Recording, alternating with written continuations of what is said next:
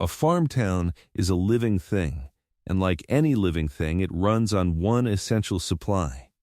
Not money, not people. Water. Every job in a farm town, every building on its main street, every child in its school, and every name on its war memorial traces back, through a chain most residents never think about, to water pulled out of the ground to grow crops. The water feeds the farms feed the town, and the town for 100 years feeds and raises and buries its people. It all looks solid, permanent, the kind of place that will always be there. And then, one day, the last working well finally gives out. Not the first well, not a bad season, but the last one, the deepest and most stubborn pump in the whole area, the one everyone quietly counted on to keep going after the others failed. When that one coughs and pulls up nothing, something begins that most people watching from the outside completely misunderstand. They think the town will simply get a little poorer, a little quieter, and carry on. It will not. What actually happens is a sequence, a series of deaths that fall like dominoes in a specific and predictable order, each one triggering the next, until a place that took a century to build is gone in a fraction of that time. Because here is the thing nobody tells you about a farm town. It does not die all at once, and it does not die slowly and evenly. It dies in stages, from the outside in, and each stage feels survivable right up until it triggers the one after it. The people living through it keep believing, at every step, that this is the bottom, that it levels off here. It does not level off. The water was holding the whole structure up, and when the water goes, the structure comes down floor by floor, and there is no point on the way down where it stops falling. So let me walk you through exactly what happens to a farm town when the last well gives out. From the morning the news spreads to the day the last person turns off the lights. Because it is a story playing out right now in real places, and almost no one is telling it in full.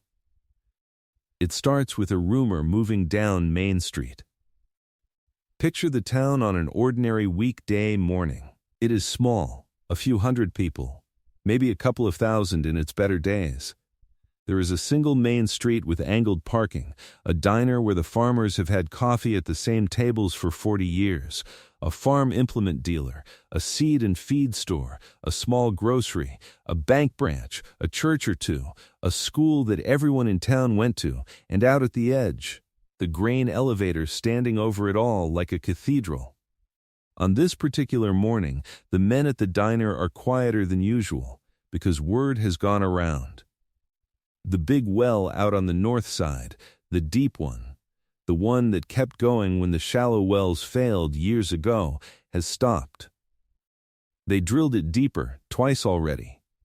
There is nowhere left to go. And these are men who have farmed this ground their whole lives, so they do not need it explained to them. They sit with their coffee and they do the math in their heads, and the math is the end of the town, though none of them says that out loud. Not yet, for now it is just a heaviness in the room, the sense of a clock that has started ticking that cannot be stopped. That is how it begins, not with a siren, with a silence in a diner. To understand why one well can bring down a whole town, you have to see the town the way it really is, which is a single structure standing on a single support. Everything in a farm town is downstream of the farms.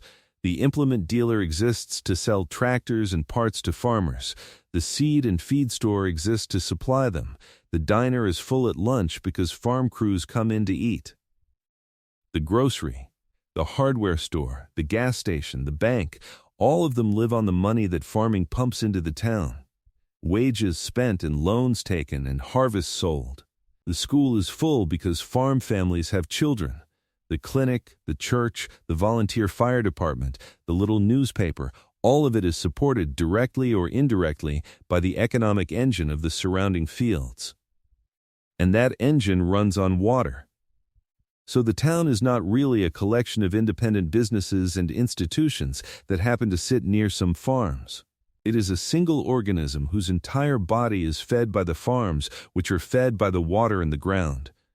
Pull that water, and you have not damaged one part of the town. You have cut the supply line to all of it at once. Everyone is about to feel it, because everyone was always connected to the same root. And there is a false comfort worth killing right here.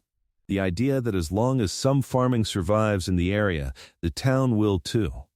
It will not, and the reason is what farming has become. When the water gets tight, the operations that hold on longest are the biggest ones, the large corporate and investor-owned farms that can afford to drill the deepest wells and absorb the losses.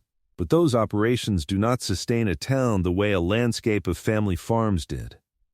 They are heavily mechanized, run with a small crew of often migrant labor, managed from an office in a distant city, and they buy their equipment and supplies in bulk from far away, not from the implement dealer on Main Street. The profits leave the region entirely, flowing to owners who never set foot in the town. So you can end up with the strange and hollow situation where crops are still growing in some of the fields and the town around them is still dying, because the kind of farming that remains has been severed from the community it used to feed. A town needs many small and mid-sized farms, full of families who live there, spend there, and send their kids to the school, to stay alive. Replace them with a handful of giant absentee operations, and the fields may stay green a while longer, but the town gets nothing from it. Farming can survive, in a sense, while the community that farming once supported dies anyway. The link between the crop and the town, once broken, does not hold the place up anymore. The first stage of the dying is the money, and it comes fast. When the farms lose their water and stop producing, the income they generated simply stops. The harvest that would have paid the season's bills does not happen. The farm workers who planted and tended and picked are not hired, because there is nothing to plant or pick. The custom operators, the truckers who hauled the grain, the crews that moved between fields, all of them lose the work at once. Money that flowed into the town every season, through wages and sales and payments, dries up in a single year. And this is the money that everyone else in town was living on without quite realizing it. The farm families stop spending because they have nothing coming in. The farm worker families stop spending because they have no wages. Suddenly, the whole town has less money moving through it, and the businesses that depend on that money begin to feel the floor drop. The first stage does not look like a ghost town. It looks like a town where everyone is suddenly, quietly, broke, holding on, telling themselves it is one bad year. But the water is not coming back, so it is not one bad year. It is the new permanent condition, and the next domino is already leaning. The second stage is the death of Main Street, and once it starts, it feeds on itself. The businesses on a farm town's Main Street run on thin margins in good times. They cannot survive a collapse in spending. So one by one, they begin to go. The farm implement dealer, with no one buying tractors or even parts, closes first because his customers have no reason left to buy. The seed and feed store follows, its whole purpose gone. The diner loses the farm crews at lunch and the farmers at breakfast, and a diner without its regulars cannot pay its rent, so it closes too, and with it goes one of the few places the town gathered.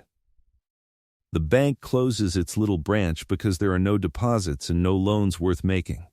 The grocery hangs on longer because people still need to eat. But with fewer customers and thinner sales, it cuts its hours, then its stock, then finally its doors, and now the town has no place to buy food closer than a long drive away. And here is the vicious part. Every business that closes puts its own workers out of a job and removes one more reason for anyone to come to town, which drains a little more money from the businesses still open, which pushes the next one under. The closures are not independent. They are a chain reaction. Main Street does not fade gently. It caves in, storefront by storefront, each empty window making the next one more likely, until the commercial heart of the town is a row of dark glass and faded signs. The third stage is the one that truly kills a town's future, because it takes the institutions that hold a community together, and above all, it takes the school. A town can survive losing some stores. It cannot survive losing its school. In a farm town, the school is not just a building where children learn. It is the single most important institution the community has. The place where the town gathers for ball games and plays and graduations. The largest employer left once the farms are gone, the reason young families stay or come, the beating heart of the whole place. And the school runs on two things that the collapse destroys: children and tax money. As farm families lose everything and move away, they take their children with them, and enrollment falls. At the same time, the property values that fund the school through taxes collapse, because land with no water and homes in a dying town are worth a fraction of what they were. Fewer students and less money mean the school cannot sustain itself, and eventually it consolidates with a district far away or closes outright. And when the school closes, something breaks that cannot be fixed. The last real reason for a young family to live there is gone, because now their children would have to be bused an hour each way to somewhere else. The gathering place is gone. The largest remaining employer is gone. People often say that when the school closes, the town is truly finished, and they are right, because the school was the thing telling everyone that the town still had a future. Close it, and you have officially declared that it does not. And the school is not the only institution to fall in this stage. They go together, because they all draw from the same shrinking well of people and money. The clinic or the small hospital, already barely viable in a rural area, loses the patients and the funding it needs and shuts down. So the nearest medical care becomes a frightening distance away, which matters enormously in a town whose remaining population skews old. The volunteer fire department cannot find enough volunteers as people leave, and struggles to answer calls. The post office, a genuine lifeline and a point of pride, gets flagged for closure. The little newspaper that chronicled the town for a century prints its last edition. The churches, their congregations thinning, begin to merge or close their doors, and a church closing in a small town is not just the loss of a building, but the loss of a place that married people and buried them and held the community's memory. One by one, the institutions that made a collection of buildings into an actual community wink out, and each one that goes makes the place a little less able to hold the people who remain. And somewhere in the middle of all this, the town fights back, because people do not watch their home die without trying to save it, and this stage is its own kind of heartbreak, because it almost never works. The town forms a committee. It holds meetings in the school gym while the school still stands, packed with worried faces. It applies for grants and disaster aid. It begs the county and the state for help, for a pipeline to bring water from somewhere else, for a program to drill a new municipal well, for anything. It tries to reinvent itself, chasing whatever might replace the farms, a distribution warehouse, a prison, a factory, a solar installation, some employer that could give the town a reason to keep existing. And now and then one of these throws a lifeline, buys a few years. But mostly they do not come, or they do not come in time, because a remote town with failing water and a shrinking population is not where anyone wants to build, and a pipeline to carry water tens of miles to a few hundred people is so expensive that the numbers never work. So the meetings get smaller. The committee members themselves start to move away. The hopeful plans quietly die in a drawer somewhere. And the cruelest part is what this phase does to the people, because hope is exhausting, and watching every effort fail one after another wears a community down in a way that simple decline does not. By the end of it, the fight has gone out of the place, and the people who led it are often the next ones to leave, because they, more than anyone, know they tried everything and it was not enough. The fourth stage is the exodus, and it follows a pattern as predictable as the seasons. People leave a dying town in a specific order. The young adults go first, and they were always going to, but now there is nothing to pull them back. No farm to inherit that has water, no job in town, no future. They leave for the cities, and they do not return. Then the working-age families follow, because a parent needs a job and the jobs are gone, and because they will not raise their children in a town with no school and no doctor and no grocery. They pack up, often selling their homes for almost nothing or simply walking away from them, and they scatter to wherever work can be found. What is left behind, after the young and the able have gone, is a population that is older, poorer, and less able to leave. The elderly, who have lived there their whole lives and have nowhere else to go and no desire to start over in their final years. The people too poor to afford a move or a new start somewhere more expensive. The few stubborn holdouts who refuse to abandon the place their family built. The town does not just shrink, it ages and it hollows, its population draining from the middle, leaving the vulnerable behind in a place that has fewer and fewer resources to care for them.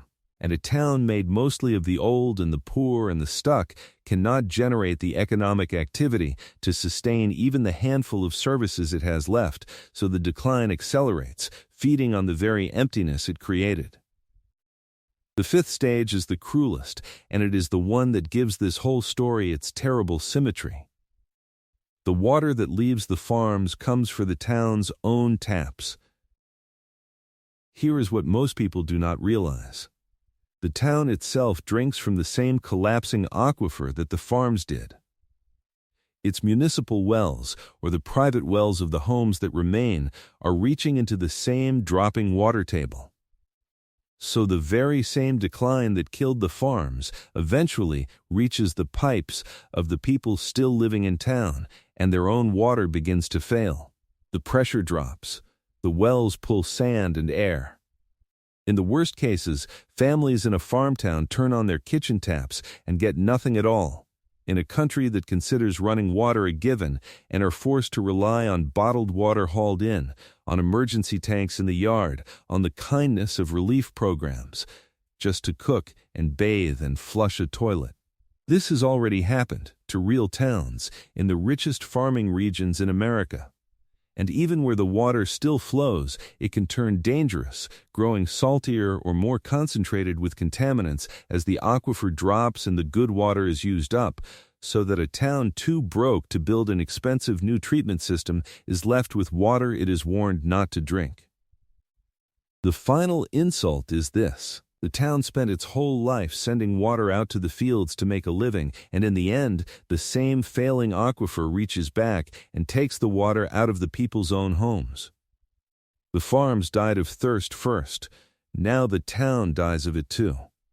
The sixth stage is a trap, and it locks the remaining people in place while taking away their only escape.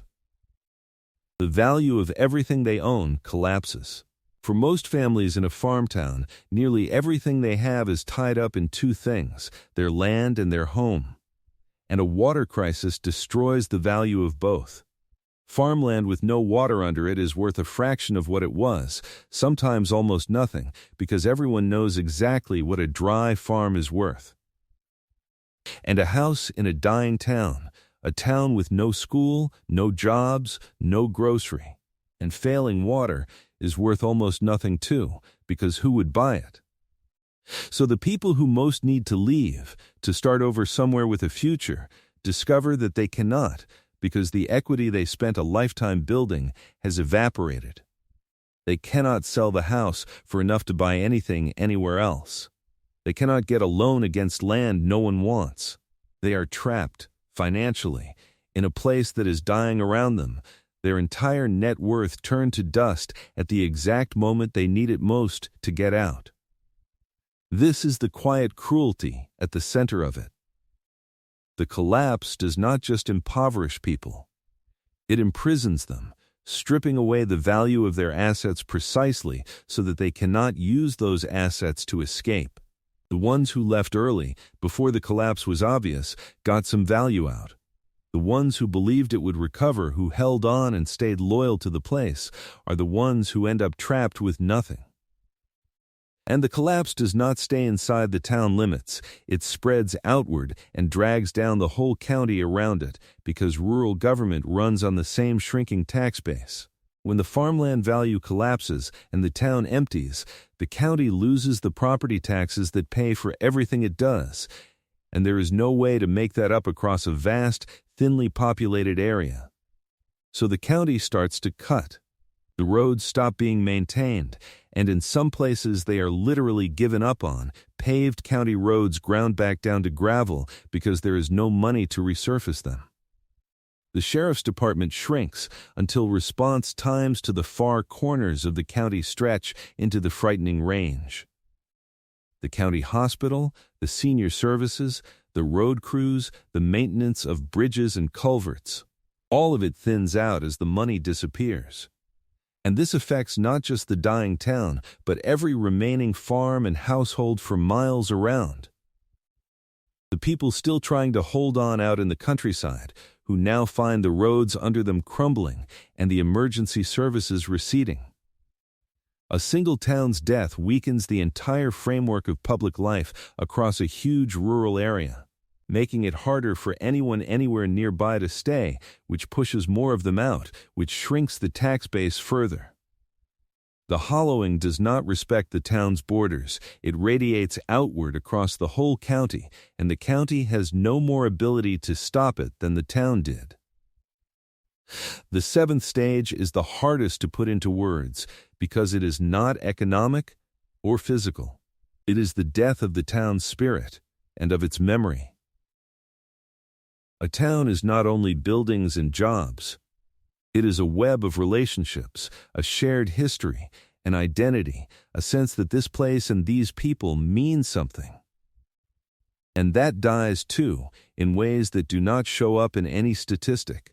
The isolation deepens as neighbors move away and the houses on the street go dark one by one, until an elderly couple can look out their window at a block where they are the only ones left. Despair settles over the people who remain, the ones who watched everything they knew unravel and could do nothing to stop it.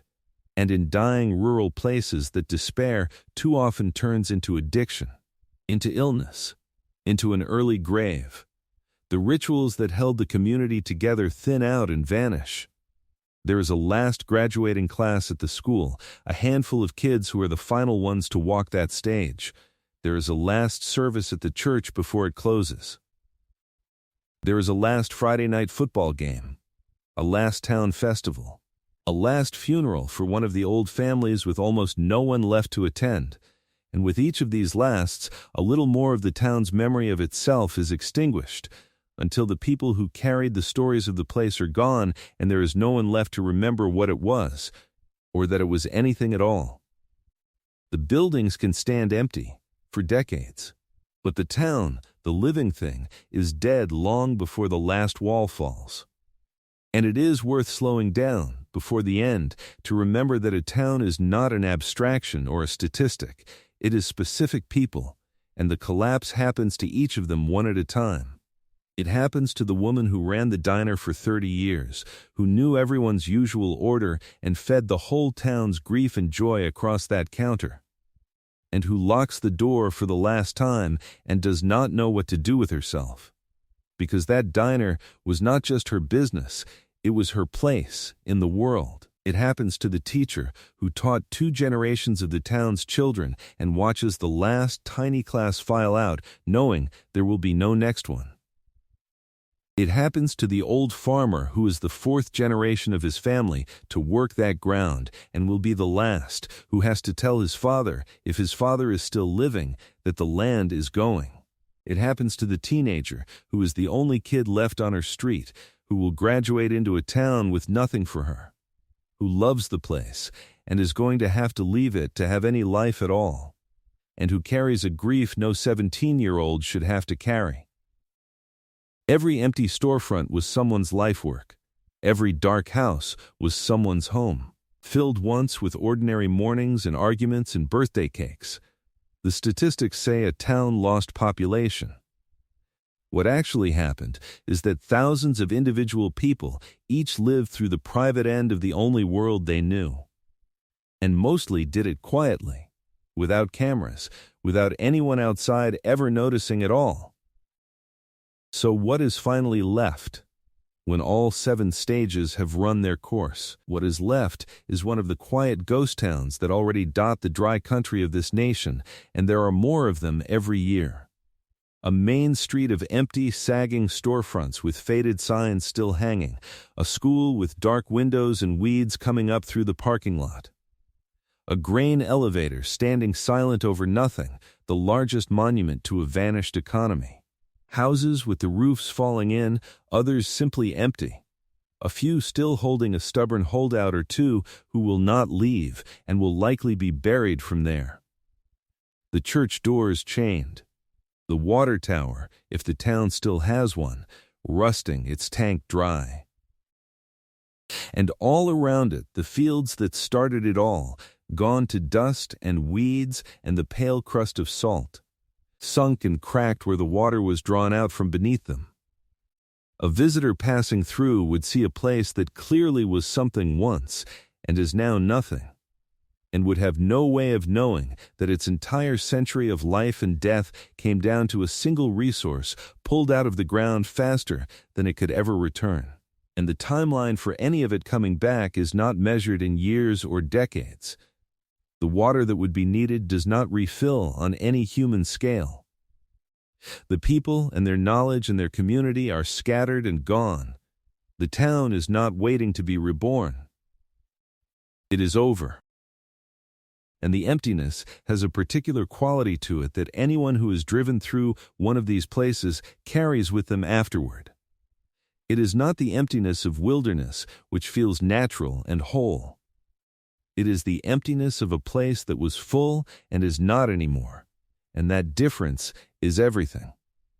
The swing set behind the closed school still stands, motionless. The basketball hoop over a garage has no one to use it. There are curtains still hanging in the windows of empty houses, a sign still lit in the window of a store that closed years ago, a calendar on a wall stopped on a month that has long since passed. The town did not evaporate. It was left, mid-sentence, by people who meant to come back and never could, and it holds the shape of their leaving. That is what a dead farm town truly is. Not a ruin from some ancient time, but a recent absence, still warm in places, a whole world that stopped, and that no rain is ever going to start again. And this is where it stops being one sad story and becomes something much larger, because this is not happening to one town. The same water crisis that kills one farm town is regional, drawn from aquifers and rivers that underlie whole swaths of the country, which means it does not take one town at a time. It takes them by the dozen across entire regions as the shared water that fed 100 communities fails for all of them together. What is unfolding is not the death of a town. It is the slow depopulation of rural stretches of America, the quiet unwinding of the network of small farm communities that fed the nation and that most people assumed would always be there. Each town's death is reported, if at all, as a local sadness, a place that could not make it, when in truth it is one data point in a vast and accelerating pattern. The hollowing out of the parts of the country that grow our food. And when those towns go, we do not just lose the places. We lose the farms they were built around, the productive capacity they represented, and a whole way of American life, the small, rooted, land-based community that once we let it die does not come back. The emptying of the farm towns is the emptying of the ground that feeds us. and it is happening well out of sight of the cities that depend on that ground without ever thinking about it. The men in the diner finished their coffee that morning and went back to their farms, and for a while the town looked almost exactly as it always had, and it was easy to believe that somehow it would find a way through, the way it always had before. But the well stayed dry, deeper than any drought had ever reached. The farms stopped, and the money stopped, and Main Street went dark, storefront by storefront. The school closed, and the young families left, and the old ones stayed behind with failing taps and houses worth nothing. The church locked its doors, the last class graduated, and the grain elevator went silent over a town that was quietly becoming a memory of itself. What took 100 years to build came apart in a couple of decades, all of it traceable to a single pump on the north side of town that one ordinary morning pulled up nothing but air. That is what happens to a farm town when the last working well finally gives out. Not a slow fade. A collapse, stage by stage, from the fields to the storefronts to the school to the taps to the people themselves, until nothing is left but empty buildings under a wide sky. And the wind moving through a place that used to be full of life, on ground that is already out there, waiting for the rest of the country to notice what the water leaving really costs.